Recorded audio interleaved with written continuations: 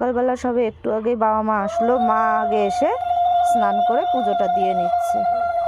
এটা তো আমার বাড়ির মন্দির। আর অনেকে তো দেখেছেন আমার রাত্রেবেলা অধিবাস করা হয়ে গেছে। আমরা সবাই উপসীরা সন্ধ্যাবেলা পুজো দেব। মা তো অনেক ওষুধ খায়, সন্ধ্যা অবধি উপোস করে থাকতে পারবে না। আর যেহেতু চতুর্দশী লেগে গেছে, তাই মা সকাল সকাল পুজোটা দিয়ে নিল।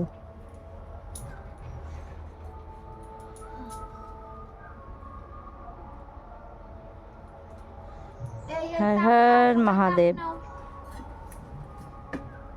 সবাই বলো হর হর মহাদেব। হর হর মহাদেব। বলো, জোরে বলো।